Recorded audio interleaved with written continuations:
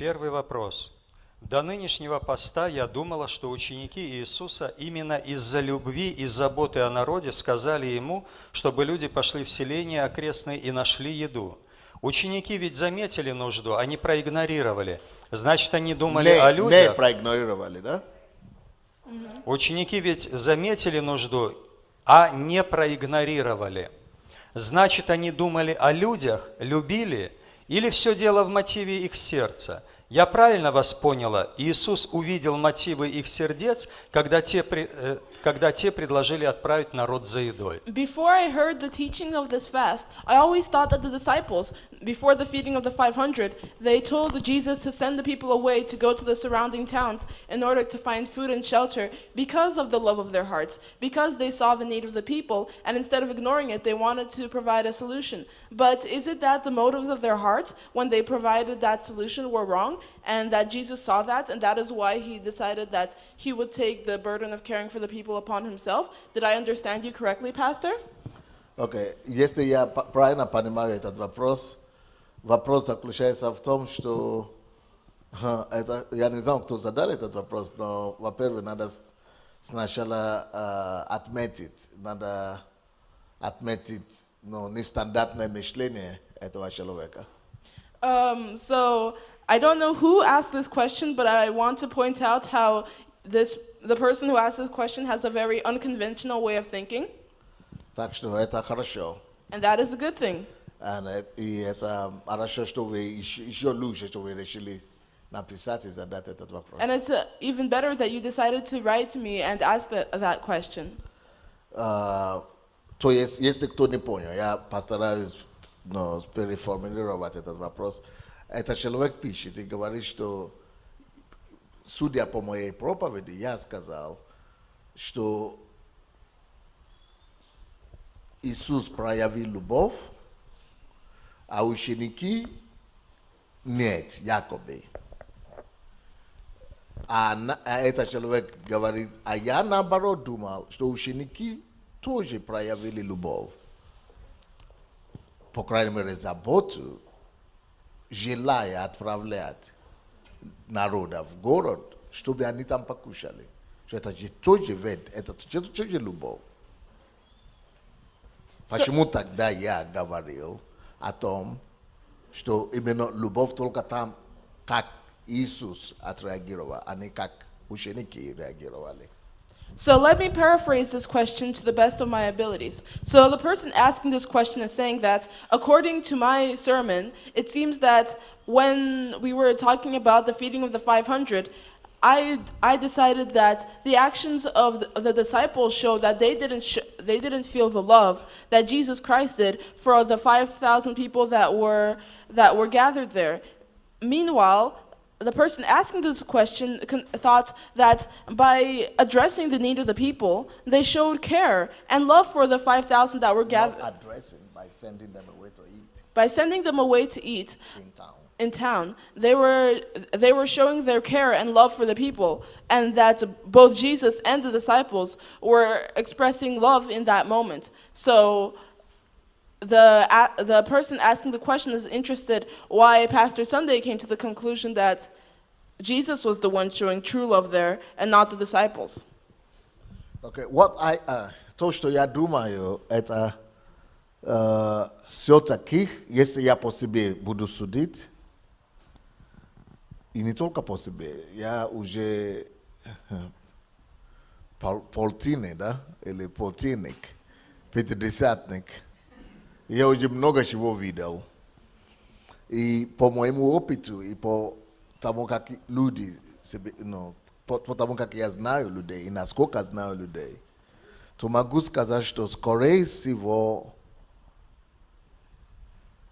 не о людях ученики заботились в это время. Скорее всего, я бы сказал о себе, скорее всего.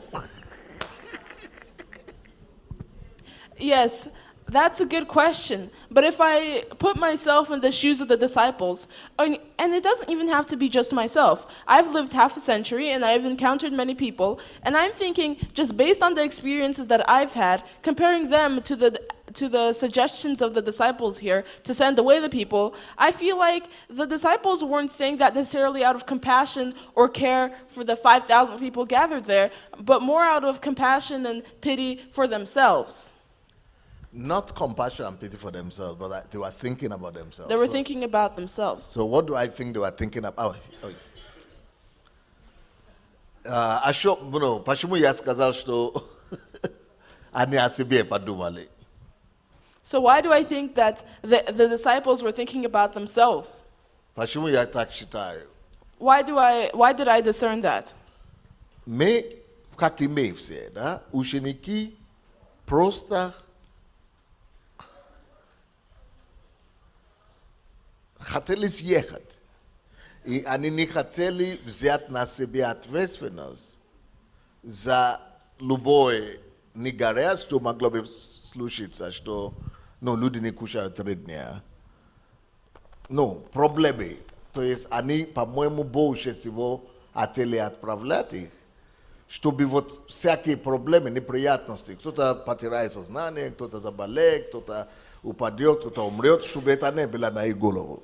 Чтобы, избавиться от проблем. Вот мне кажется, что вот скорее всего вот это мотивировало их.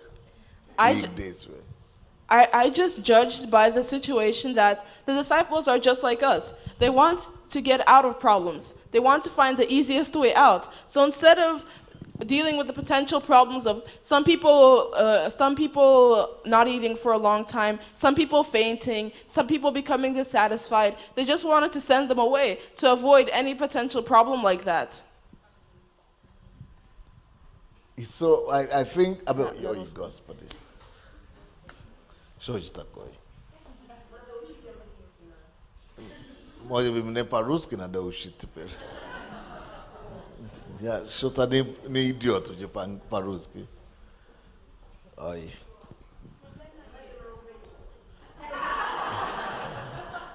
I can try translating to Russian. На украинский. Я же могу говорить по-русски. Не то, что я не могу говорить. Просто привычка. Переключиться просто надо. Окей. Хорошо. Окей. All right. Хорошо. Значит, почему я же все-таки считаю, что вопрос учеников это не проявление любви, а у Иисуса это любви. Потому что, вот давайте посмотрим, ученики говорят, давайте, Иисус, побыстрее, пусть каждый по домам, пусть каждый о себе заботится. Где же больше любви? Если я говорю, давайте отправим их, каждый по себе, а мы останемся, мы тоже решим свои вопросы, а они каждый себе свои вопросы решит. Где больше любви? По-моему, все-таки больше любви, там, где говорится о том, что нет, давайте мы возьмем за них ответственность также. Не отправим их. Давайте как-то решим, найдем способ, как решить их вопрос. По-моему, вот тут больше любви, чем думать, что это любовь, когда говорю, идите по домам. Все-таки мне кажется, что любовь больше всего на позиции Иисуса. So let me explain to you why I decided that Jesus' approach to the situation was more of an expression of love than the disciples' approach to the situation. For example, because when there were 5,000 people that needed some attending to, the disciples' instant reaction was to send them away, send them home, let them fend for themselves. Meanwhile, we'll stay here and solve our own problems. That means that they were prioritizing themselves over the people, that they love themselves more than all these other people. But Jesus took the opposite stance and said, no, let us take responsibility for them, all of them. And I think, in my opinion, Jesus' stance was showed more love, was the more loving one compared to the stance of the disciples, which was like, they're their own problem, let them deal with it themselves. Сейчас есть подобные вопросы по всему миру, особенно на Западе. Я слышал, что в некоторых странах сейчас, допустим, я ухаживал за девушкой, хочу ее пригласить в ресторан. И говорю, ты за себя заплатишь, я за себя заплачу. и я при этом ощущу на нее жениться, то это не очень похоже на любовь, как для меня. Yeah, there's analogous questions to this all over the world, especially in the West right now. For example, maybe I'm courting a girl. I want to get married to her, and I invite her out to a restaurant, and I say, okay, let's go Dutch. I'll pay for my portion, and you pay for yours. Let's just split it evenly. And at the same time, I want to get married to her and spend the rest of my life with her. I don't know. Do I have the selfless love and unconditional love that it takes to do that? By my actions, it doesn't seem so. Следующий вопрос. Next question. Я, допустим, сейчас веду платформу по Facebook, да, называется DSA Family. I have a platform on Facebook right now, and it's called DSA Family. И есть у меня серия о семье, которую я делал. And I have a series, and the topic of that series is the family. I made that.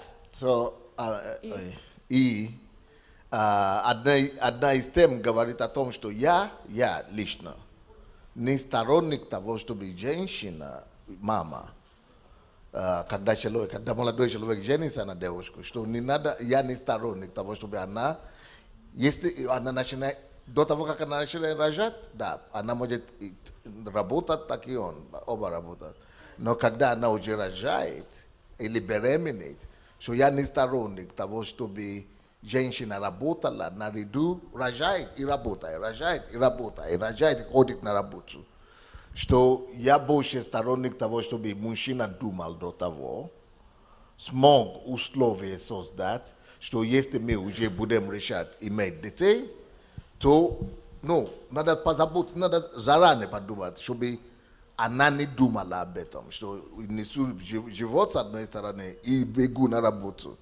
И что что-то в этом неправильно. Лучше, чтобы она не работала. Она может работать по сердцу, или служить, или хобби, или, если, потребность есть, чтобы что-то делать. Но вот не должна быть,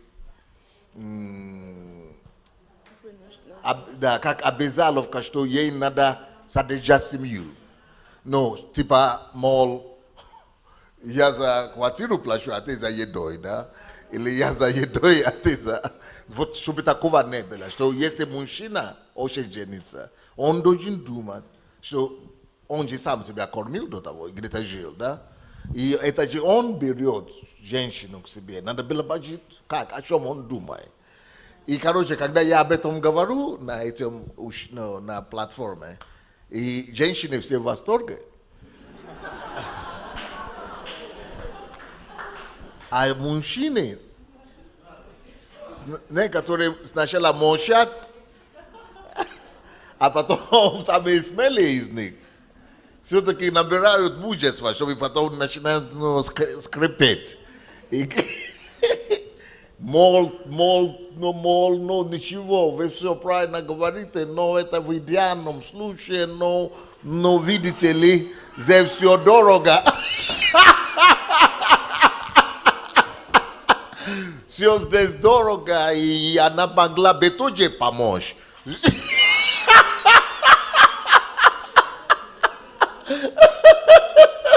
Все равно написано, что двое головы лучше одной. И пошло, и поехало.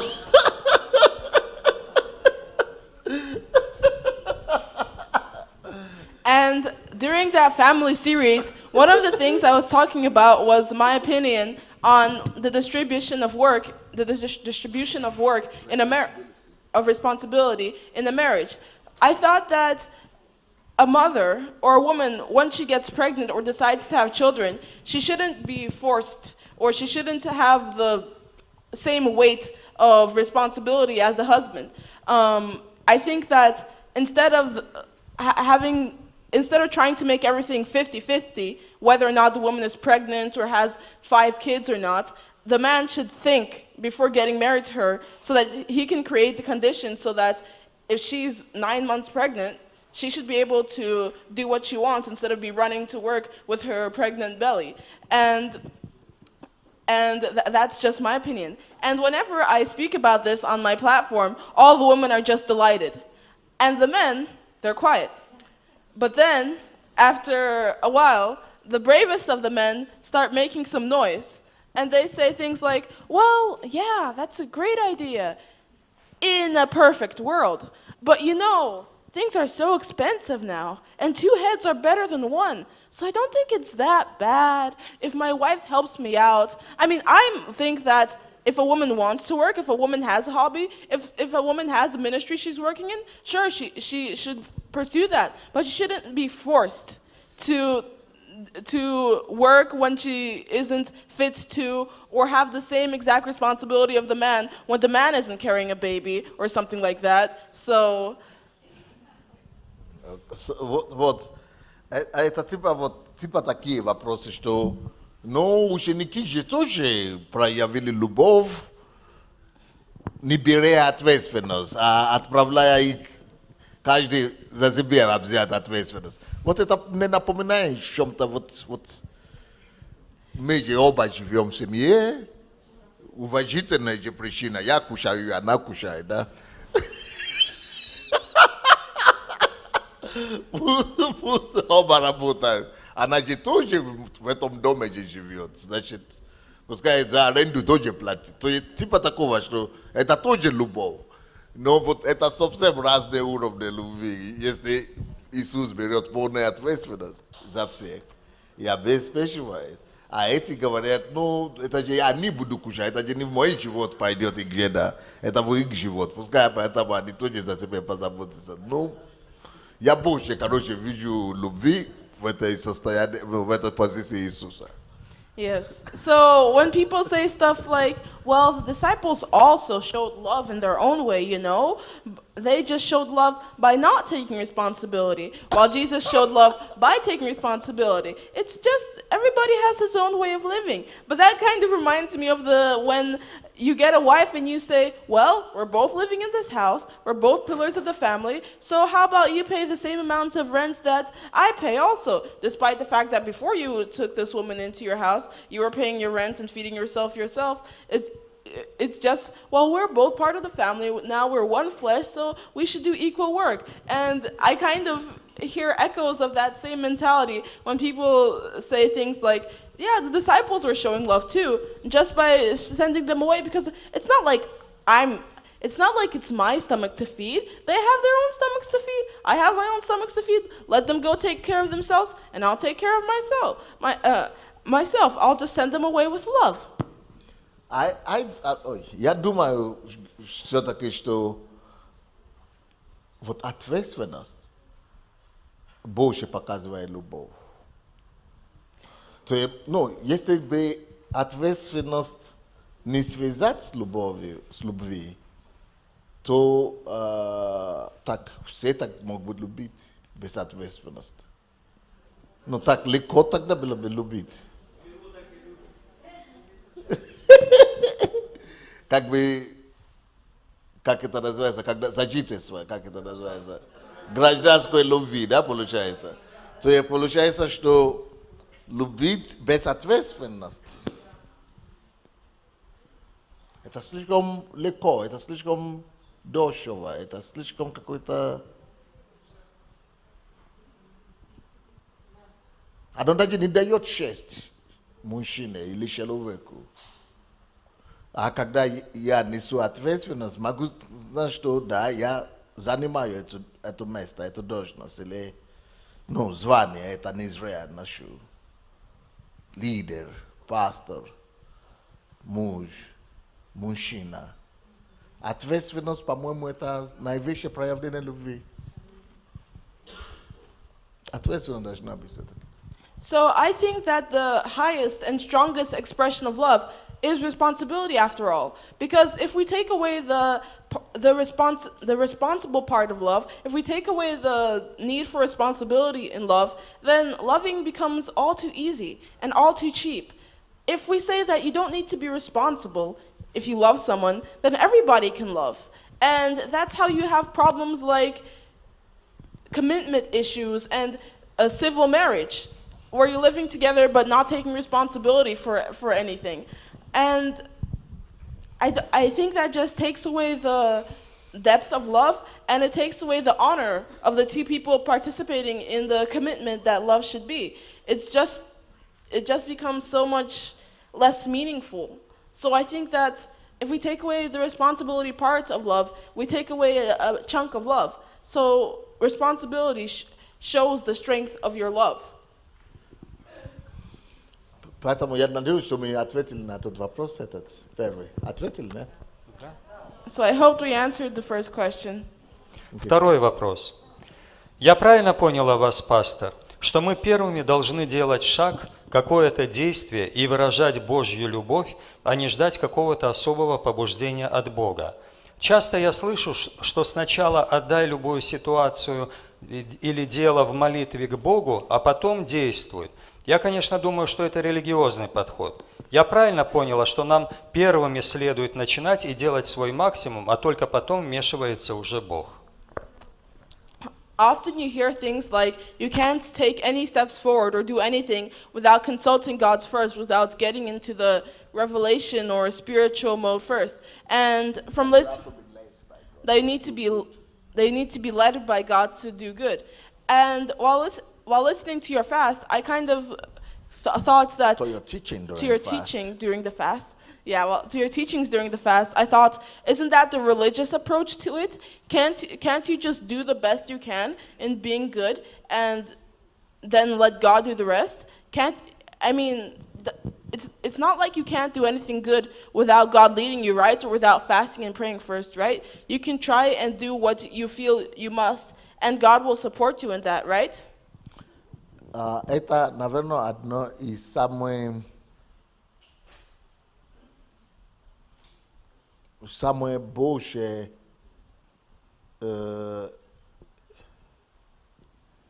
придумка, да? Или как мы говорим? Придумка? Выдумка. Это, наверное, одно из самых удачных выдумка сатаны для церкви. Ждать побуждения или ждать подтверждения Духа Святого. Короче, это очень звучит свято, религиозно, духовно звучит. Что я жду подтверждения, помочь человеку или не помочь. Я жду, чтобы Дух Святой меня повел. Делать добро или не делать добро. Дух Святой еще мне не сказал. Помочь соседу. А то, что Иисус сказал, кто твой сосед, кто мой сосед, это не хватает. Оно звучит, что это духовно, так Дух Святой скажет, направит, ведет. Но это все религиозно звучит, но это выдумка сатаны. Это дьявол использует такие аргументы, чтобы парализовать любовь и сделать нас нечуткими, нечувствительными, сделает нас людей без эмпатии, без сострадания, без чувств и просто жестоко сердными. Потому что, чтобы делать добро, много не надо. Надо просто иметь глаза, чтобы видеть, уши, чтобы слышать, и сердце, чтобы ощущать. Чтобы делать добро, по-моему, много не надо. Чтобы делать добро, нужно просто задать себе вопрос. Если это поможет человеку, если человек в этом нуждается, если я в состоянии помочь, а при чем тут Дух Святой-то? По-моему, можно было бы Духа Святого в покое оставить в этом случае. I think that this is one of the biggest and most destructive think-ups and myths that Satan has sowed amongst the midst of Christians. That before doing anything, before doing any good, we have to wait for the revelation from God. We have to wait for God to lead us. It sounds very holy. It sounds very religious to say, well, I can't do it. Sounds very spiritual to say, well, I'm just waiting for God's confirmation. I'm just waiting for God's revelation to come to my heart. I'm waiting for the word of God. But actually, it's just Satan's way of making us insensitive, of deriving us of compassion, deriving us of empathy, and making us hard-hearted and cruel even. Because you don't need that much. It's not that hard to do good. What you need to do good is eyes to see, ears to hear, and our hearts to feel. That's all you need. And if we are holding that back, because of that think-up that Satan has sown in our minds that, no, we have to wait for God's revelation, we need to be led by God, or we need to be led in the Spirit, that is just our way of ignoring the conscience and the situation that God has given us. God has already told us, love your neighbor. And we are letting Satan put in his own think-ups into that, pervert the commandments with his own think-ups like, no, don't love your neighbor yet. Wait for God to lead you.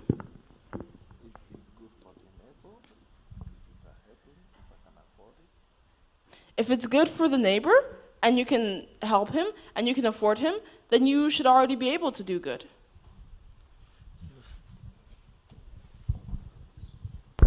Спасибо, пастор.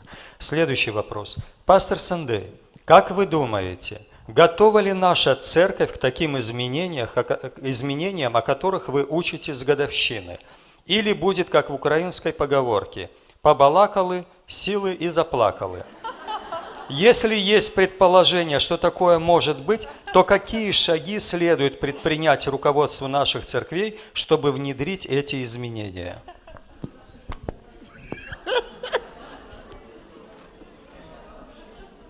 Okay, Pastor Sunday, thank you. And Pastor Sunday, what do you think? Is our church really ready for changes of the scale as the ones that you were teaching during the anniversary and that we've refreshed during the summer fast? Or will it be just the way that we have the saying in Ukraine? We talked, then we sat down and cried. Do you have any ideas or guesses or hypotheses on how we can do this, and what's changes that our administration and leaders of the church needs to start working on in order to make these changes a reality? Ну, по-моему, это тот случай, как в украинском поговорке. It seems like we might be going down the path of the Ukrainian saying. По-моему, украинская поговорка тут выручаловка хорошая. The Ukrainian saying hit the mark here. Но нам надо, конечно, лучше это сделать. Нам надо не оправдать эту поговорку в этом случае. But we need to do it better. We can't just let this saying come to be instead of our goals in this situation. Безусловно, будет очень тяжело. It goes without saying that implementing these changes will be very hard. Наша церковь уже 25 лет скоро будет. Our church is already approaching the age of 25. Very soon we will celebrate our 25th anniversary. Это ломка серьезная. And it's gonna be a serious challenge. Нужна будет большая воля. We will need a lot of willpower. Нужна будет большая решительность. We will need a lot of determination. Нужно будет много пояснительных моментов. We will need to have a lot of explanatory moments. Explanations. Надо будет много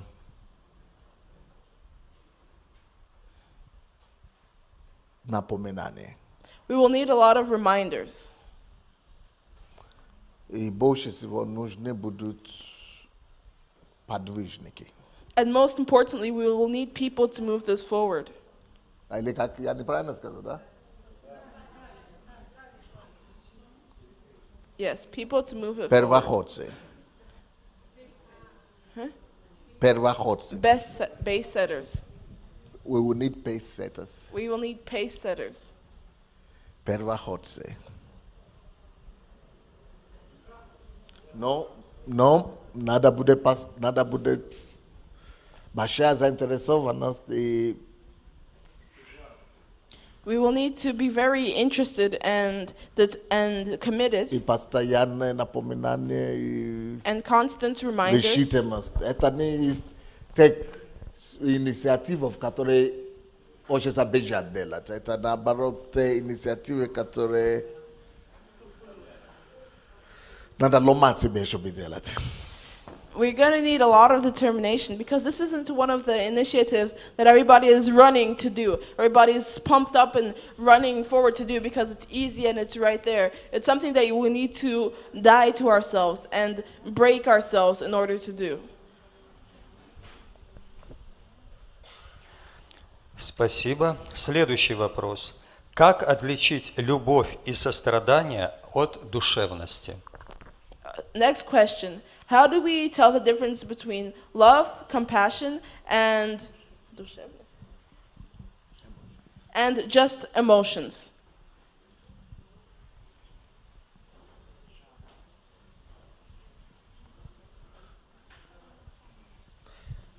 С одной стороны, если мы начинаем эти отличия искать, то мы опять попадем на ту же грабли, где мы говорим, я жду, чтобы Дух Святой сказал. Или жду подтверждения, или жду, чтобы это была настоящая любовь, а не душевность. И таким образом мы хорошо нашли промазка такая, или как там, оправдание, отмазка. On one hand, if we start looking for the differences between the love, compassion, and just emotions, then we can easily get back to the stage where we're saying, well, I can't act on these emotions yet. I need to wait for them to become true love or true compassion. And once again, we will have found ourselves an excuse. Да, есть разница между настоящей любовью, состраданием и эмоциями, и душевностью. Yes, there is a difference between true love, true compassion, and just emotions. Душевность – это когда эмоция ведет. An emotional response is when you're not planning anything out. You're just following your emotions baselessly. Но самый лучший способ, как понять, как лучше действовать, это балансировать чувства логикой. And the best way to find out what you must do is to balance your feelings and logic. Чувства – это хорошо. Feelings are a good thing. Душевность тоже хорошо. Emotions are also a good thing. Но вот надо позволить чувства и душевность разбудить, заинтересовать, оживлять нас, но потом использовать разум как тормоз чуть-чуть, чтобы выяснить какие-то вопросы, типа, в состоянии ли я это делать сейчас? И то, что я сейчас буду делать, могу ли, не приведет ли это меня к большей проблеме, неприятности? Не создам ли я себе или другим с моей этой заинтересованностью, душевностью, большей ситуации, проблемы, осложнения, чем помощь? Вот надо вот такими вопросами логическими попытаться балансировать душевные порывы. Emotions are a good thing, and it can spur you into action and give you lots of inspiration. However, once you've felt the emotions and you've had the emotions, you have to balance it with logic. So once you feel the emotions, you have to start asking yourself questions. What I want to do right now, am I ready to do it? Do I have what I need to do it? Am I in a state in which I can do it? What I want to do right now, will it bring me to more problems? Or can I actually do something with it. You have to find a logical approach to your emotions, and then it can become, a useful, productive type of love and compassion instead of just reckless emotions. Не знаю, понятно? Does that make sense? Но не надо сказать, что из-за того, что есть душевность, вообще не надо ничего, выбросы и так далее. Нет. Душевность все равно не позволяет нам окамениться полностью. It doesn't mean that just because you're having emotional response means you have to stop dreaming or having any response at all. No, it just means you have to balance it with logic. Okay. 5 вопрос. Все мы знаем, что любовь – это отдавать. Отдавать значит жертвовать. Жертвовать собой, своим временем, своими ресурсами и так далее. Но каждый раз приходится бороться с собой для того, чтобы жертвовать. Как достичь того уровня жертвенности, когда я без колебаний смогу жертвовать собой? We all know that love means to give. To give means to sacrifice. And to sacrifice, that means to sacrifice yourself, your time, your resources, and so on. But every time you want to sacrifice something, you have to defeat yourself and overcome yourself in order to sacrifice anything. So how do you become sacrificial enough to sacrifice yourself or sacrifice your time, your resources, without any wavering? Ну, поэтому, наверное, и Библия нам говорит о даянии. Вот эти все принципы пожертвования, десятины, в Ветхом Завете и так далее, и все жертвы разные, это чтобы нас приучить тому, чтобы мы не были зависимы от вещей, чтобы мы не были эгоистами, чтобы мы научились оторвать всего от себя. Окей. Во-первых, надо иметь принцип. Надо, чтобы ваша жертвенность была под определенными правилами. Допустим, я каждый месяц хочу жертвовать 10% всего то, что я имею, или 15%. Вот уже правила там есть. И получается, не имеет значения. Имею эмоции, не имею эмоции, порывы есть, не порывы. Я имею принцип. То есть я уже себя загнал на рейсы любви по-любому. Это, если такой принцип есть, то есть тогда вы не выходите из рамки того процента, который вы себе определили, только если вы можете себе позволить. То есть так будет дисциплина и будет система. С одной стороны идет работа такая, с другой стороны вы не заставляете себя выходить из рамки или, то есть упорядочить. Когда вы упорядочиваете, вот таким образом оно помогает. I think that the reason that the Bible emphasizes giving so much is in order to teach us how to become a cheerful giver and how to become a more sacrificial person. And that is why the Bible says to give to the poor, to give to the needy, to give to those less fortunate, to give your tithe. And so all you need to do is organize your sacrificialness, your giving. For example, if you decide, okay, every month I want to give 10% of my income, I want to give 15% of my income. There's a rule. And it doesn't matter, you're feeling something negative, you're feeling something positive, you're going to give 10% every month. You have some problems, you don't have any problems, you're going to give 10% every month. And that already means that you're going to develop your patience, you're going to develop your sacrificialness, and your love isn't going to be fickle. And that's going to make sure that you don't sacrifice too much, and you don't have any control over how much you're giving and how much, and you're not being manipulated, but you're also not giving anything at all. You are giving something because of your rules. So you just need to put everything in order. Вот очень много сейчас идут разговоров, десятина вообще-то нужно давать или нельзя давать.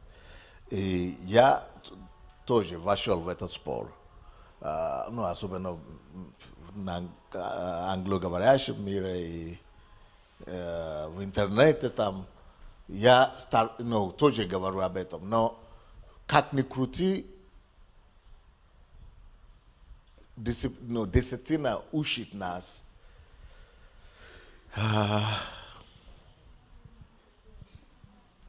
Учит нас очень важный урок. Очень, она помогает нам быть человечным. То есть не десятина как закон. Потому что та десятина, которая была в Ветхом Завете, это закон. Это Бог через закон. Не только, это не единственный закон, который там был. 600 чем-то законов было. Очень много законов. То есть, но эти все законы тоже на пользу им были придуманы. Чтобы помочь им все-таки в рамки какие-то загнать и сделать их людьми. Но в Новом Завете мы же не живем по закону.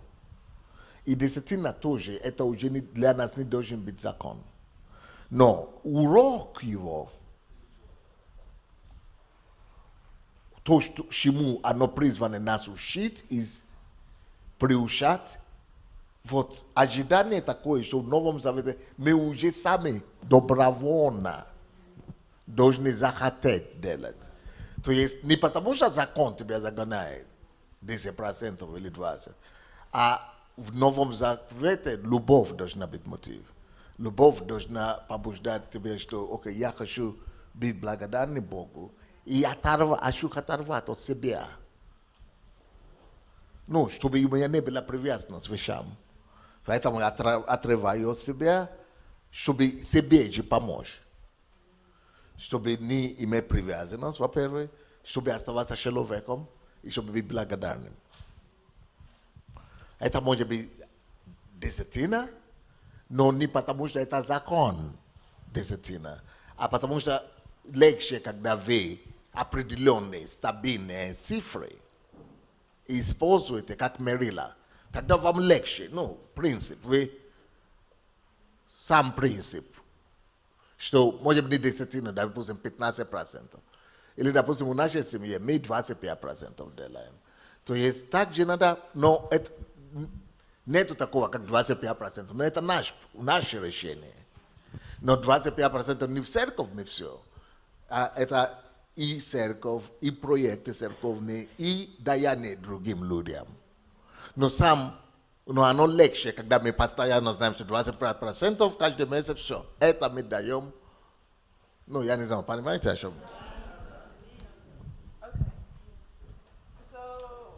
Wait. So there was, for example, a question about tithes a while ago. And right now the debate about tithes is still going on.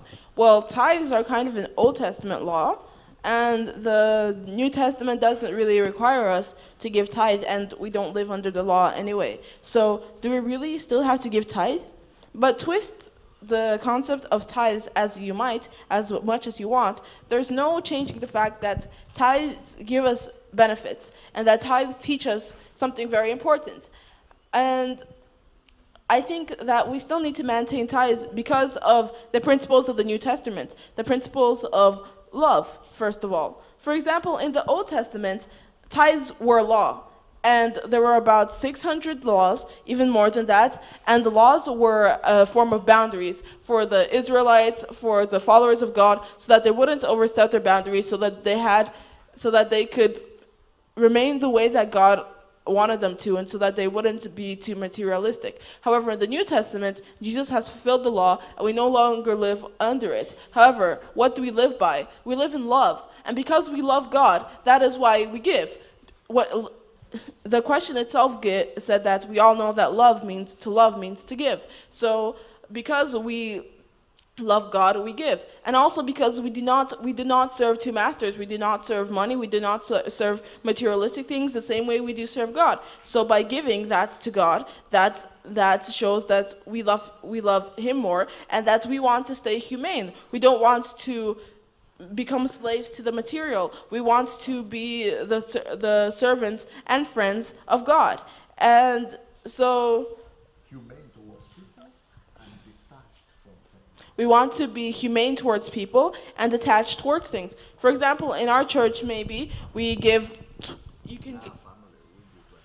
in our family, we give 25% of our income to the church. Not just in tithing, but to giving to other people who are needy, giving to the building of new buildings and new projects. from the church, and that's not because we feel forced. That's not because we're under a rigid law. No, that's because, first of all, because we love God, because we want to be detached, and also because it's so much easier not to overstep our boundaries and not to be fickle if we have a certain rule, 25 each month, and that doesn't change depending on our feelings or our circumstances. Не знаю, понятно, да? Does it make sense? Вопрос 6. Знаете ли вы какую-то церковь в мире, которая внедряет сейчас то, что вы сейчас учите? Изучали ли вы их результаты, или, может быть, церкви, их результаты, или с какими трудностями они столкнулись? Есть ли у них такое же умножение в церкви и результаты, как в деяниях апостолов? Question number 6. Do you know any church in the world that is teaching the same principles and teaching the same ideas that you are right now? Have you studied their results? Have you studied the results and surveyed the difficulties that they went through when they were trying to achieve their goals? And do they have the same amount of multiplication and results as documented in the book of Acts? Okay, number 1. Наоборот? Oh, is it? Yeah, is it that? Yeah. Русский? Okay. Во-первых, Number 1.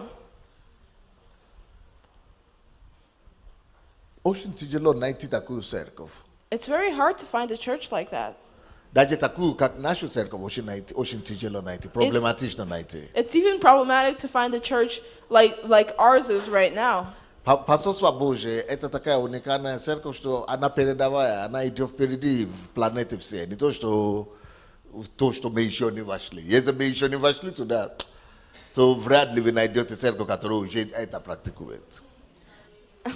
The Embassy of God is unique in the fact that it's ahead of all the other churches. It's kind of ahead of its times when we're talking about churches. And if most churches haven't even achieved the state that we are right now, then of course it's going to be even harder to find churches of what we haven't achieved yet. Но все-таки But even so, я нашел определенные видео и документы, I found certain videos and documents and documentaries. люди, которые, может быть, не в полноте то, что мы говорим, но которые частями, которые они тоже чувствуют, что в этом направлении Бог ведет. People who, not in the full, multifaceted way that we're planning to and that I desire to see in this church, but at least by parts, are also feeling that what God wants them to do. То есть уже есть церкви, которые в этом направлении частично стараются. So there already are churches that are already striving to partly go into the same direction as us. Но перестроить полностью церковь так, может быть, еще такого нет, но уже есть фрагментами, частичками.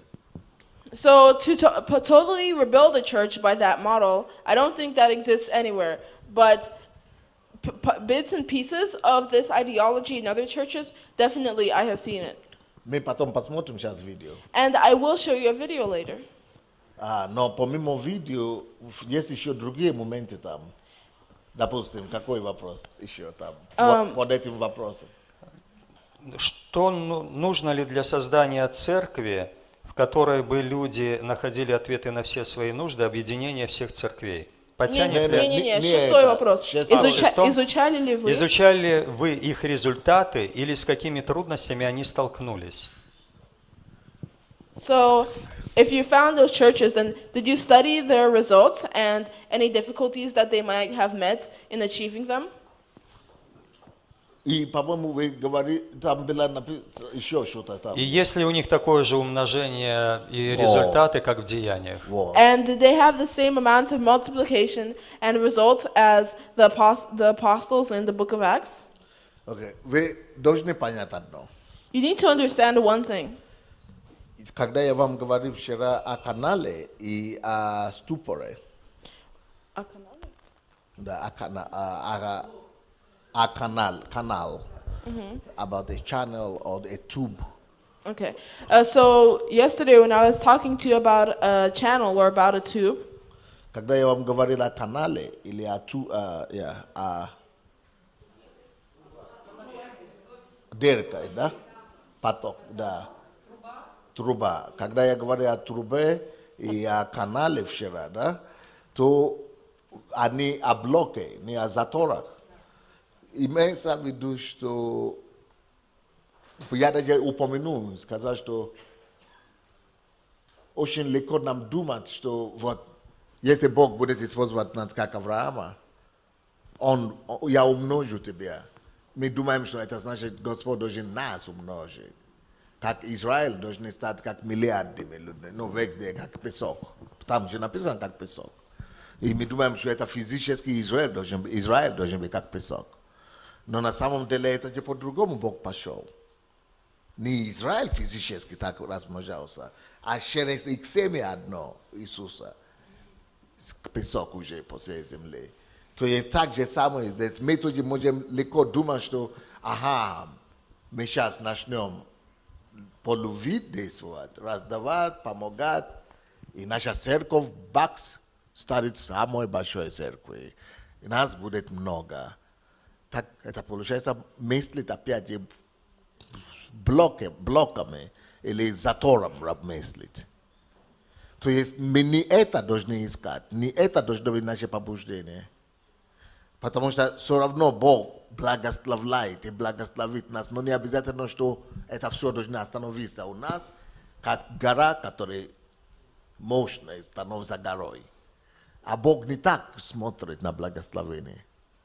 Бог смотрит на благословение в виде потока, в виде канала, в виде трубой.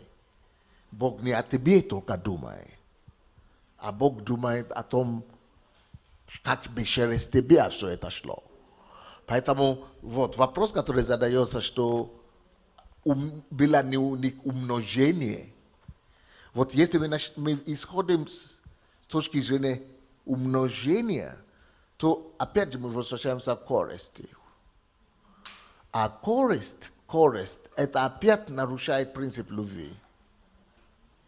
А мы должны быть больше, наверное, заинтересованы в любви, быть в благословении, быть каналом, чем все-таки быть затором. И думаю, что нас не должны волновать о том, что церковь росла. Хорошо, допустим, церковь в Иерусалиме, вроде бы здесь есть местописание подтверждение, да, что там же они же росли. Но я не так понимаю Деяния апостолов. Да, 3000 человек покаялось, а потом 5000 человек покаялось, а потом прилагалось постоянно неверующие.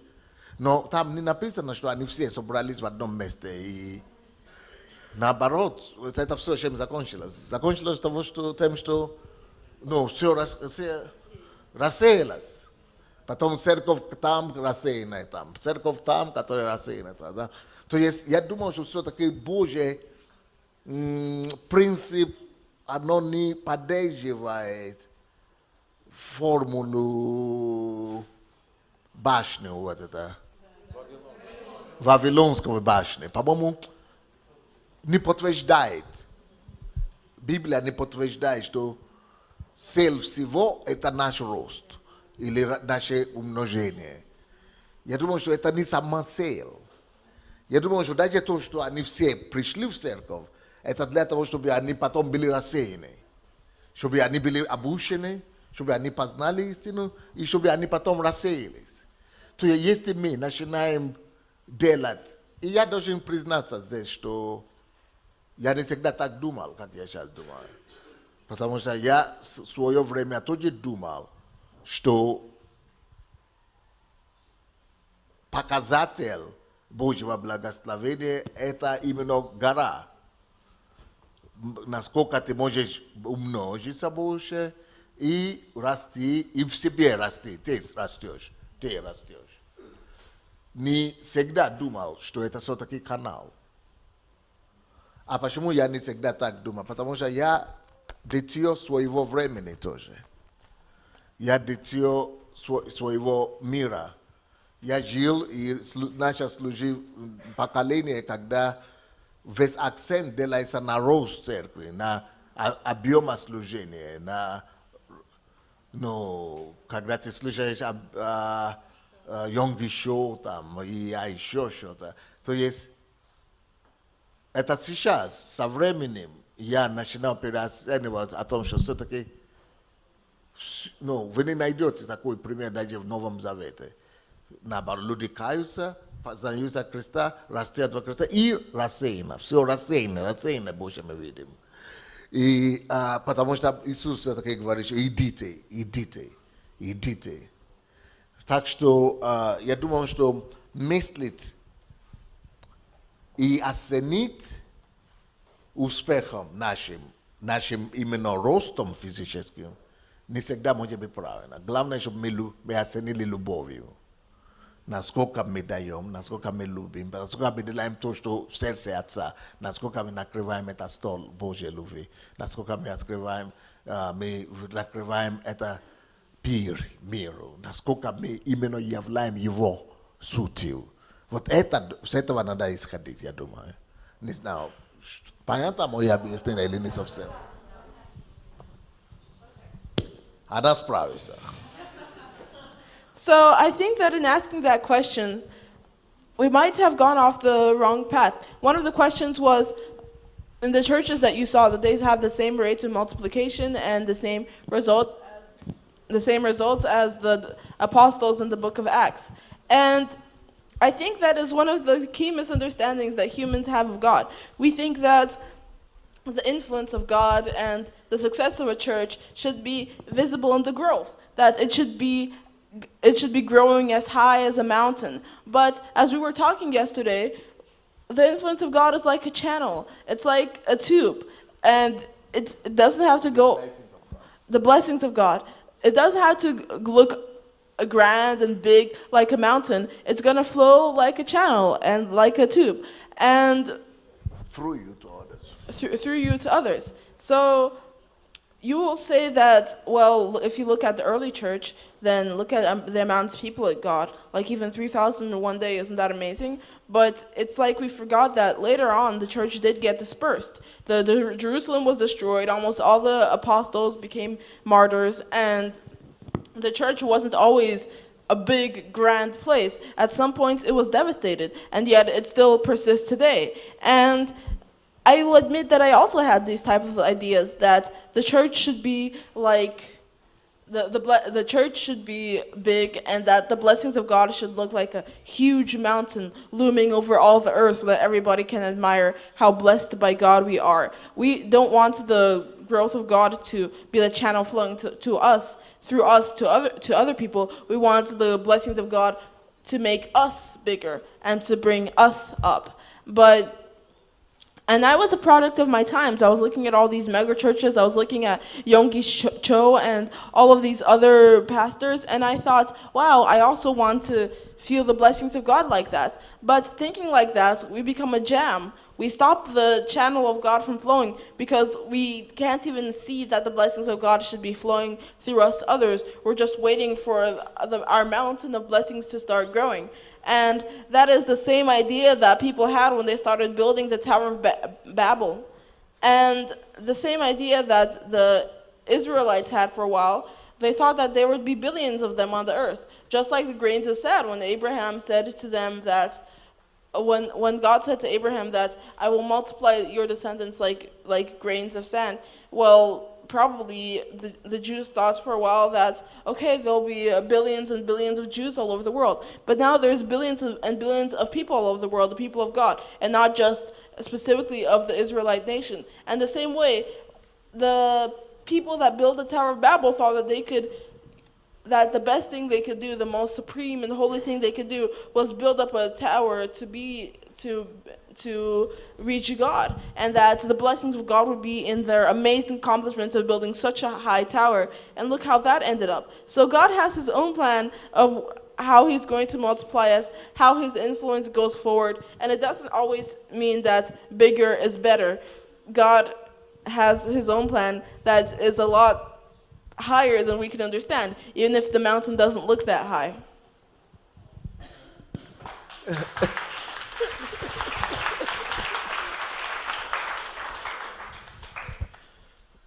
Поэтому вот результат нашей деятельности должен быть оценен любовью. And that's why the results of our activity should be measured in love. И желанием отражать Бога. And in our desire to reflect God, and in the desire to reflect God. Если мы отражаем Его натуру, Его сердце, и мы делаем то, что Он хочет, Его желание в данный момент, значит, мы в десятку. Даже если это не приведет к физическому росту для нас. If we are reflecting the nature of God, reflecting His love, and doing His will, and doing what He wants us to do at the moment, then we are already hitting the mark, and we are already doing what God wants us to do, even if it doesn't look like we're physically growing or physically multiplying. Не знаю, ответили я на этот вопрос, Yep. но... I hope I answered the question. Но давайте посмотрим видео, если есть. But let's watch the video now, if we can. И примеры те церкви и верующие, которые пытаются двигаться в том направлении, и то, что они делают, просто сердцераздирательное, очень классное, очень здорово, очень мощно. Let's look at the example of other churches that are trying to do what Jesus did and just express love before trying to get more members and get more. It's really heart-wrenching and heartwarming, and it's a great example. So I think we should all watch.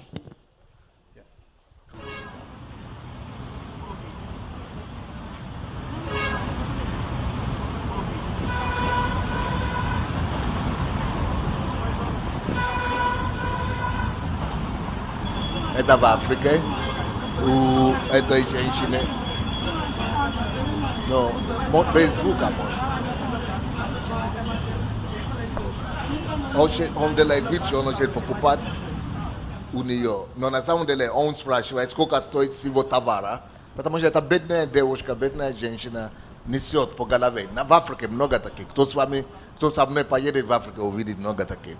И что он делает? Он платит за весь товар, и ничего не берет. Один только берет и отдает ей товар все обратно. Я бы аплодировал на вашем месте.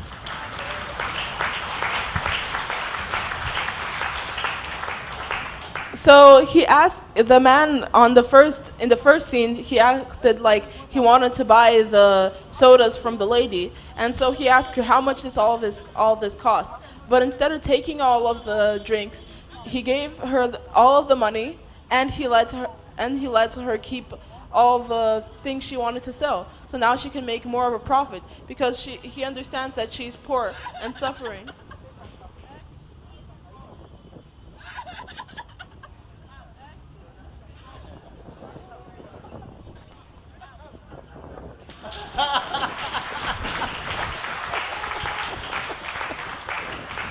Вот это не церковь, это просто человек. Вот что это человек делал, он создал общественную организацию, просто ходит каждый день и определенное количество людей вот так добро делает. Он закупил весь товар, женщина в шоке. Вот тут приходит людей к Богу уже автоматически после этого. И он это делает каждый раз, то же самое. Они не знают вообще, что. Они думают, что это просто очередной покупатель. Считает, а она в шоке, что он считает. Что он считает? Оцепенела. Видите, что творит? Сразу все. Видите, голову показывайте, или не получается у вас голову показывать. Ниже сделайте просто. Вот так вот. Ниже еще.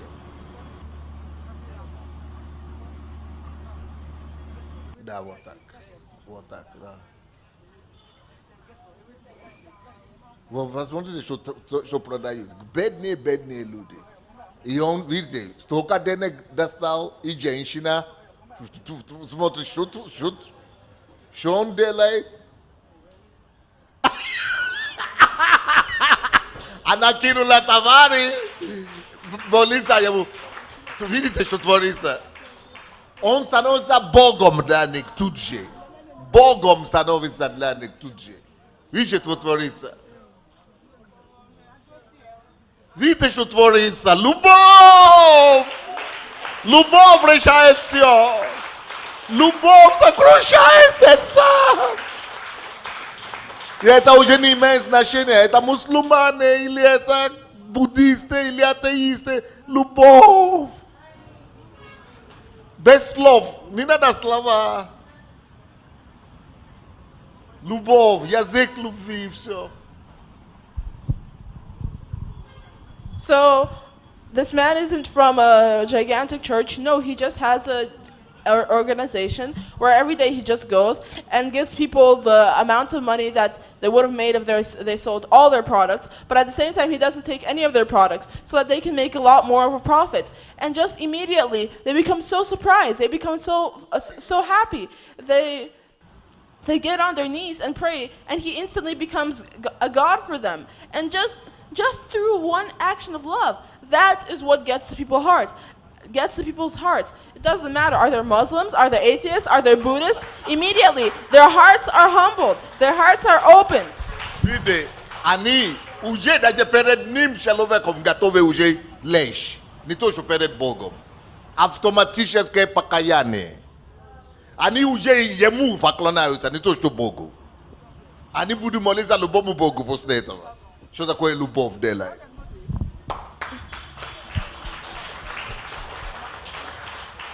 He's just a person, and yet they're already kneeling to him. And think about that. Won't they be ready to worship any god after that action? So automatically, love just brings to automatic salvation. It doesn't matter what religion he's trying to bring anyone to, or what belief he's trying to bring anyone to after this. It's just love automatically gets to people.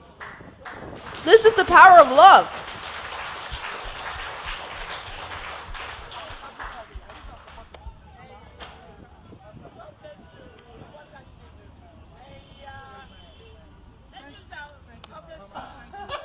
И молятся за него, и все делают, уже что там делать, а как нам благодарить, как? А он говорит, нет, что Бог вам.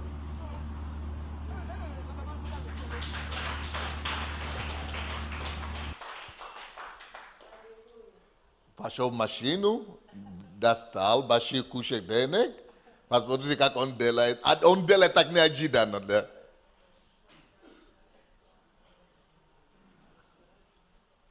Она se поняла, что видите, любовь сокрушает, наповал любовь дела. И это работает везде. Это и в Америке работает, и в Африке работает. Давайте еще теперь Америку покажите, какое-то другое видео. So love just brings people to their knees. He just unexpectedly gives them a bunch of money, and he doesn't ask for anything in return. And this works anywhere, and I really even in America. debated on this because I don't want to exploit the fact that a woman I approached was just seconds before putting some groceries back because she couldn't afford her bill. But I really feel like I was at the right place at the right time. And this isn't to say, oh, church is great. It's to say you never know what's going on with the person next to you. So maybe be kind, do a random act of kindness. It turned my day around. Jamie working the cameras day around, the cashier's day around, and obviously the woman who received the groceries. Вот она кредитная карточка, я за нее заплачу. Don't, you're gonna make me. Даже если это по $100 или $50 или $10, платить за людей. Double bagging. Посмотрите, что творится. Это просто вот женщина уже плачет. Это шок. Это любовь.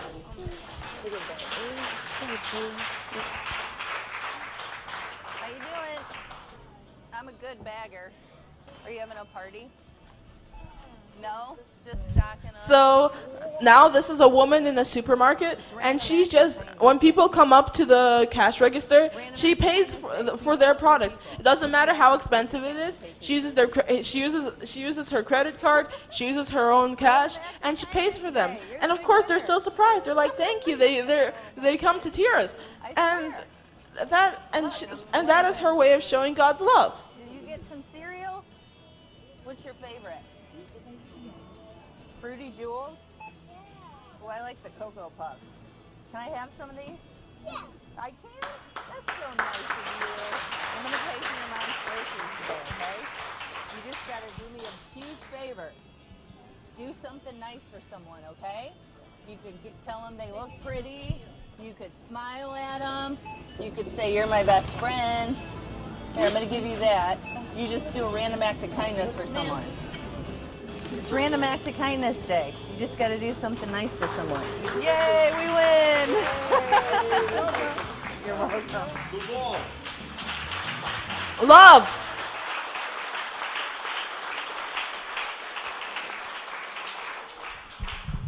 Вот это бизнес, допустим. Они бизнес создали, и вот таким образом это их служение.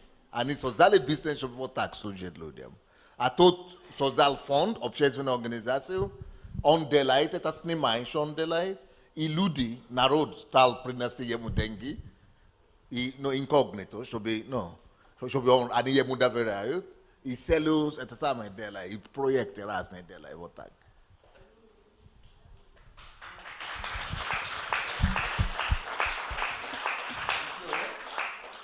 So in the video that we just watched, that's their business, and that's why they founded their company, to take care of people. And in the first video that we watched, the man created his own social organization, and people see the videos that he uploads. They donate money, and the service and ministry continues. Thank you for This is choosing America Chick-fil-A. again. This is Hannah. How may I serve you? It can be a routine, car after Это как car. Макдональдс, да? 22.84 No, window. типа такого. On Вот. Monday night, one customer Fast food. requested No, for this McDonald's switch или- of operations. Everyone was like totally stunned. Это как KFC. Ordered his food. Sounds Вот, so они подходят на машине, чтобы платить, а кто-то уже за них платит. Типа то же самое. И вроде бы у людей машина есть. И вроде бы не совсем нищие, да? Но все равно то, что о тебе кто-то подумал, все равно им платят, может быть, за $10 платили, 15. И то счастье какое, и то шок какой у людей. Everyone have a good day. Like I just want to help. Любовь пробивает по-любому. for the many customers behind him. Paying forward is common, but $1,000 won't So Chick-fil-A is just like a fast food place, just like McDonald's or KFC, and people are coming through the drive-thru only to find out that their orders have already been paid for. So they don't know what social class they're in, they don't know how much of an income they have, but it's just an act of charity to show God's love. Received it, we told her what was going on, and just started crying in the drive-thru. The man who we Кто-то only тоже know так as делает, John may have ходит done an так anonymous в магазин, gesture. говорит, что я сегодня на $100 88 people. платит в кассе, на $100 подготовьте разную еду и разным людям, люди просто все. And if there's one thing to sum up how И people любовь view Божия. this mystery То есть man любовь, is this. она какая-то ничем не заменишь. Любовь ничем не победишь любовь. Любовь все побеждает. Любовь все проходит. Любовь не может терпеть поражение. Любовь не перестает. Любовь не может неудачу потерпеть. So this is just a random act of love, and it just shows that love is a powerful force. Nothing can touch people the way that love can. Nothing can prove a point or And for the next drive a point home the way that love can. Nothing can work as powerfully as love. There's more videos.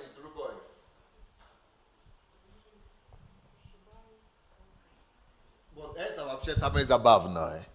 Parishioners of допустим, this church церковь, in как наша Texas церковь, just got a они big surprise. получают Instead of asking это for самое, donations, десятины, the church да? is giving И money. 10% десятины, Paul Massaggio да? handed out 10%, допустим, мы собрали, мы как церковь, мы раньше платили десятину нашим апостолов, да? Но вот эти 10%, которые мы человеку должны были дать, да?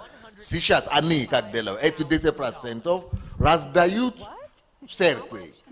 Но они говорят, кто из вас в церкви знает самые нуждающиеся, ну, у вас есть что с ними делать. И они здесь, сколько там они? Вот, короче, да, нет, они по, вот разные цифры, видите, $95, $250, $500, конверты, разные суммы. Если ты знаешь, ты можешь тратить на $100, ты можешь тратить на $250, ты можешь тратить на $500, но чтобы были конкретные кому, либо на свои нужды, если у тебя есть нужда, необходимые. Что тебе нужно эти суммы, иди бери и потрать на себя. А если у тебя нет нужды, но ты знаешь людей, которые в городе имеют нужды, бери на такую сумму, которую ты можешь потом отсчитываться. И вот так церковь делает.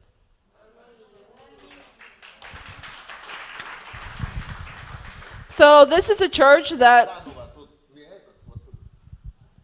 the video that was just showing, and we'll put it on again. This is a church that they got the tithes from their members, and then 10% of the tithes, 10% of the tithes, they gave it back to the parishioners. So they had checks of 100, 125, 200, different sums of money, and they said, okay, this money is for you. Don't give it to the church. However, take it, and anybody in the city, anybody in the world that you know is needy, use it to help them. Use it to make the world a better place. And so that is true love. Instead of keeping all the money for themselves, instead of just making tithing into a religious thing, you don't think about it, you just give just to feel good about yourself. You give the money back to the people and say, okay, now we fulfilled your need, you fulfilled the needs of the church, so now go and help other needy people. And that is just spreading love. That is the best type of evangelization. No, они это делают каждый месяц. И получается так, что 3 условия. Первое, эти деньги нельзя отдавать в церковь, нельзя десятиной принести обратно. Надо его использовать, чтобы любить кого-то. Это во-первых. Во-вторых, эти деньги нельзя, чтобы они у тебя только лежали. Ты не должен сохранить себя. No. Ты должен найти в течение месяца этого, как ты собрал. В течение месяца ты должен найти, кого любить этими деньгами.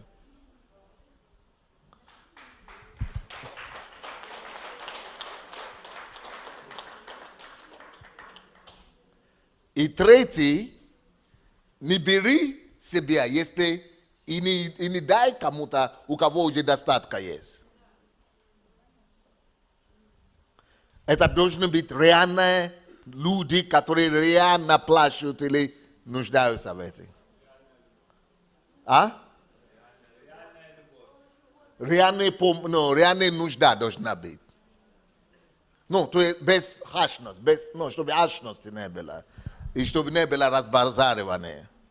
А должна быть, вот, я не знаю, включите свет уже, наверное, да? Свет включите там. Ну, вы, короче, уловили, что это совпадает с тем, что мы говорим, нет?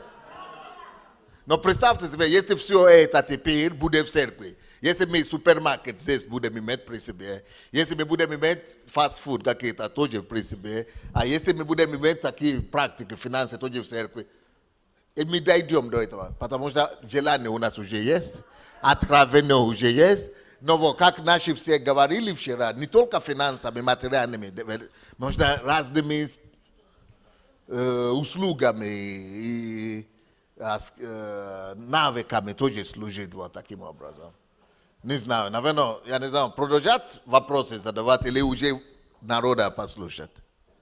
Может быть, вас уже послушать пора, или вопросы будем дальше отвечать.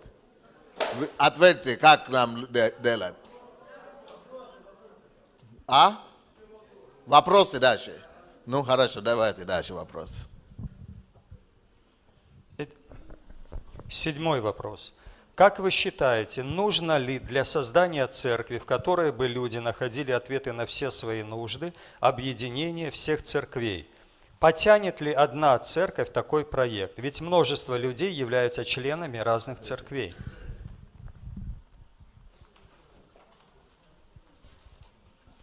Did you hear the question? Еще раз. Как вы считаете, нужно ли для создания церкви, в которой бы люди находили ответы на все свои нужды, объединение всех церквей?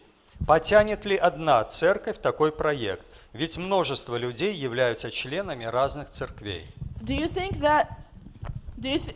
think that in order to create a church that could meet the needs of all types of people and all types of different needs, you would need to make a church that combines all the churches together and has no denomination at all? And do you think that one single church could do it on this?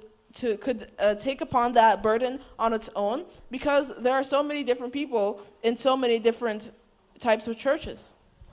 Нет, я не думаю, что нужно объединяться все в церкви. В том-то и прелесть. Когда все объединятся, будет миллион человек. Это вообще будет, такой организации надо будет. То есть это очень сложно будет. Тем меньше церкви, тем, да, это хорошо, что каждая церковь отдельно. Каждый может принять это учение, и каждый может практиковать это учение, как он может практиковать, но по-своему. Но тем меньше, тем локальнее церковь, тем проще, наоборот, практиковать это все дело. No, and I think that is an upside of the whole project. If all the churches were united, then we'd have at least 1 million people to deal with every day, and that would be kind of hard. But the more local a church is, then the easier it is to do. The love that you express to people, any person can accept that love, accept the doctrines of Christianity, and start practicing it in any way that they see fit. And that way, each and every church can, in their own way, in their own spheres, begin spreading the love of God practically. And that's a good thing. Следующий вопрос. Next question. После легализации или попыток легализации гомосексуализма в нашей стране было замечено в христианском мире большая ненависть к этим людям. Но ненавистью и как бы нелюбовью невозможно же этих людей приобрести. Как относиться христианам к этим людям для того, чтобы они могли быть спасены? Ну, нет легализации в Украине же. Ну, пытаются ее частично, да. Okay, so after attempts in Ukraine to legalize, well, to have equal rights for people who are gay, in the Christian community there was a big explosion of hatred for people who identify that way. And I think that hating certain people is not compatible with the Christian doctrine that Jesus taught us. So what is the right relationship to have towards gay people in order that they might be saved? Да, конечно, ненависть, она только порождает больше ненависти. Поэтому Библия говорит, что любите ваших врагов, делайте им добро, наоборот. Я думаю, нам надо ненавидеть грех и надо любить людей. Вот, допустим, если я курящий, если я курю или блужу, или занимаюсь каким-то грехом, но из-за этого же, все мы грешим, все. Мы же любим людей все равно. Неважно, какой грех у человека, гомосексуализм или курение, или блуд, или что-то. Все равно грех есть грех. И это грех, это грех. То есть, но с другой, это с одной стороны. То есть надо любить людей. Только грех мы ненавидим. Но с другой стороны, тоже нельзя легализировать. Почему? Потому что то же самое, что хорошо, педофил теперь придет и говорит, что я тоже педофил. Давай будем легализировать. Или блудник скажет, что хорошо, я тоже блудник. Давайте будем 3 жены делать, 4 жены. То есть любой грех нельзя легализировать. То есть я сторонник того, что гомосексуалистов и так далее, не надо их судить или сажать за это, если они не будут насильно кого-то насиловать. То же самое как грех, блуд. Если ты будешь насиловать, так ты идешь в тюрьму. Но если это обоюдно, не надо их тоже сажать. Ну, то есть, и там не надо крайность, и здесь не надо крайность. То есть, я думаю, надо им дать шанс, разрешение, чтобы не было уголовно преследуемые, как было раньше. Но легализировать это грех, зачем? Тогда давайте будем все легализировать. Все грехи легализировать. То есть убийство будем легализировать. Ну, я не знаю, улавливайте, что я говорю. Вот я так смотрю на это. Okay, so yes, I agree with the fact that hate only leads to more hate. So we can't just hate homosexuals because they're homosexuals. Every one of us sins. If I'm a smoker or if I'm an adulterer, I'm also sinning, and my sin isn't better or worse than homosexuality. I'm still a sinner. All of us are sinners. And in the embassy of God, we don't hate people because they smoke. We don't hate people because they drink. We don't hate people because they're adulterers. We treat them with love, and we bring them to Christ that way. And in the same way, we should treat homosexuals with love because God still loves them. However, I don't think there's any reason to legalize it because sin is sin. We don't legalize polygamy because that is adultery, and we shouldn't legalize homosexuality. We shouldn't legalize murder. We shouldn't legalize any sin. At the same time, we shouldn't prosecute them for the fact that they are gay, because unless somebody is raped, then that is already a crime. But say that there's two gay people and they consent to something, that's not something that somebody should be prosecuted for, because it's the same exact thing as adultery. You're not supposed to have relations with anybody outside of marriage or anybody that you aren't married to, but people still do it, and people don't go to prison for that. In the same way, gay people need to be given a chance. We shouldn't be allowed to do everything. We shouldn't legalize pedophilia or bestiality or murder or stuff like that. But at the same time, it shouldn't be like in the Soviet Union or how it was before, where you are gay, so you get the death penalty or you get prosecuted. There should be a balance, and everybody should be treated with love. Спасибо, пастор. Следующий вопрос. Какие ваши практические рекомендации для церкви в связи с учением летнего поста 2018 года? С чего начать реформацию? А уже ответили. Вот. Посмотрите видео еще раз. So they ask what recommendations we had for the church related to this teaching, but we already watched the video, so you already have your answer. Практически, я думаю, каждая церковь должна собраться.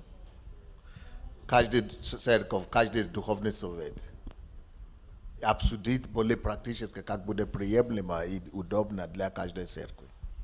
И не только для церкви, а каждый верующий. Это проповедь, не только вот эти люди все не в церковь. Это индивидуальные христиане тоже могут так жить.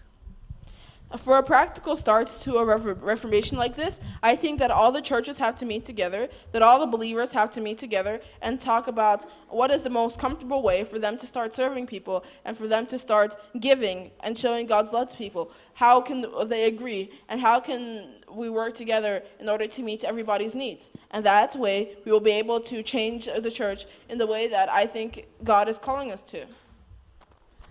Следующий вопрос. Next question. Пастор, как ваше самочувствие? Как здоровье на сегодняшний день? Если есть нужда, то о чем нам молиться за вас? How are you feeling today, Pastor? How is your health?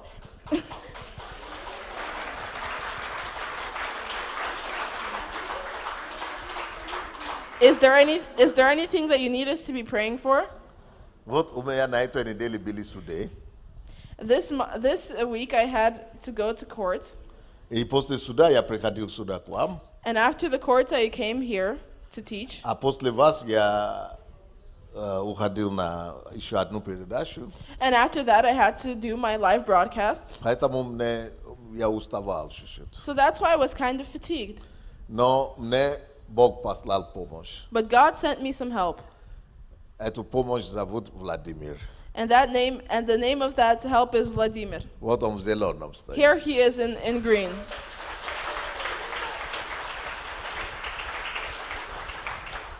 Он меня собрал, внутреннюю комнату у меня в офисе. He would drag me to my private room in the office И раздел.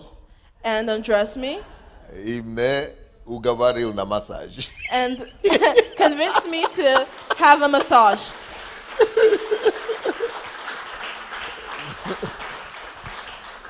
Вот такие немного помощи есть. And that was some help. Как мое здоровье? Намного лучше. Я смотрю, сегодня и вчера смотрел на видео. У меня есть канал на английском, Сандей Аделдажа Official. Я начал делать вещание в 2016 году, в мае. И я пошел сейчас смотрел, мы какие-то редакции делаем, между прочим. Вы не забудьте диски, жесткие диски, которые надо собрать.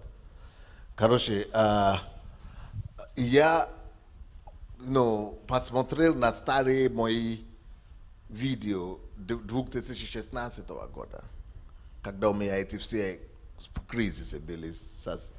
И я смотрел на свое лицо, я могу даже показать, вы не увидите, но кто хочет, может пойти посмотреть. Мои записи. Хотя я моложе был тогда на 2 года. Но вот лицо у меня, оно было написано, что я был вымотанным и был в плохое состояние был.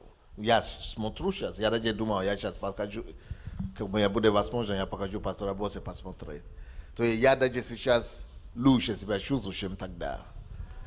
Не совсем я,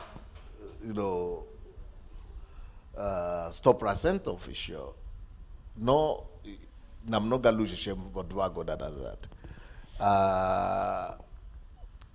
Учитывая то, что я не молодею, я старею, то есть старше, да, ничего. My health is a lot better.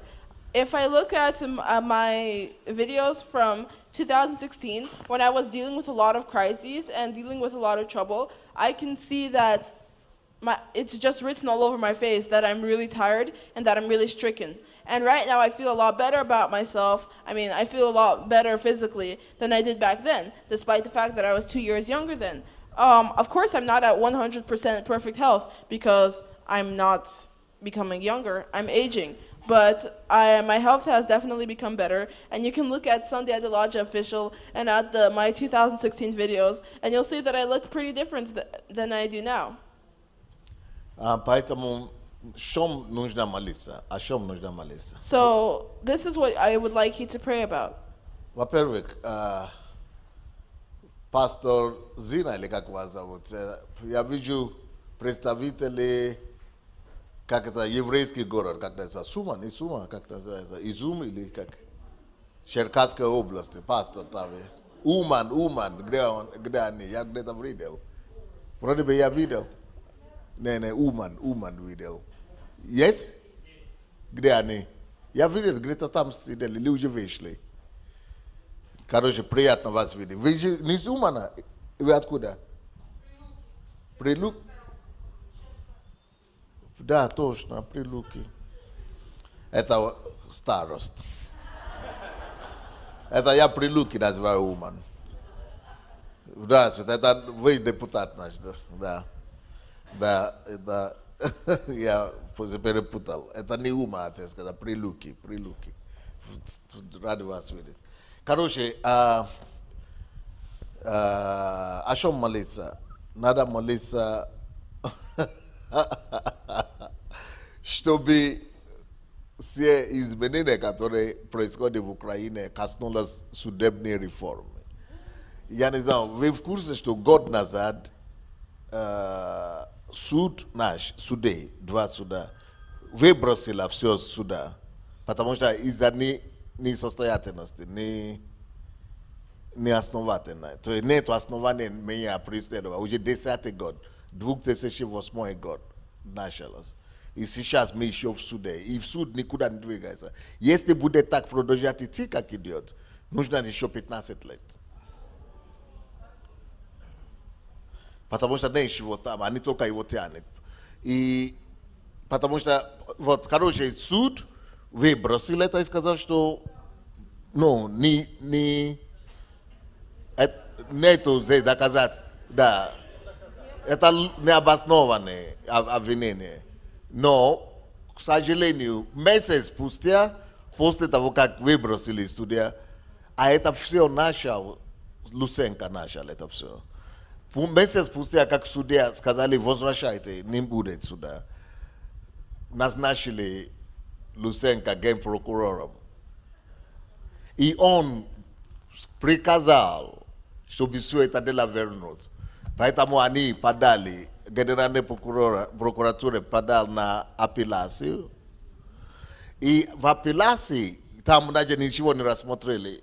Вернули. Начните с самого начала. Так что то, что мы делали 10 лет, считали только. 10 лет. Сейчас начните заново. И нужно еще 15 лет, чтобы досчитать только.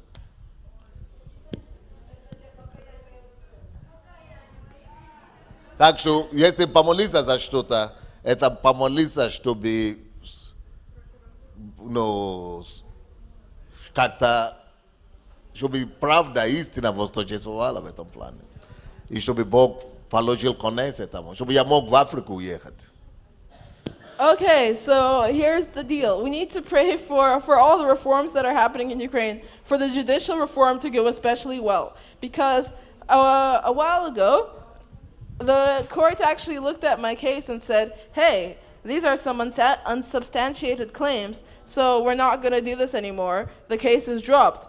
And that was good. But then a month later, the guy who initiated all this court processes and prosecution against me in the first place became the general prosecutor of Ukraine. So he said he gave an appeal to start the whole process over again, and they didn't really look at the appeal. They were just like, okay, let's do it. And now they want to start the whole process that we've been... They've restarted the whole process that we've been... And this is my 10th year of going through the courts processes.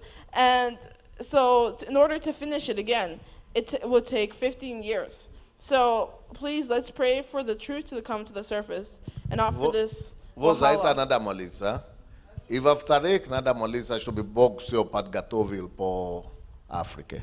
And second of all, I would like for your prayer support so that God would prepare everything for me in order for me to go to Africa.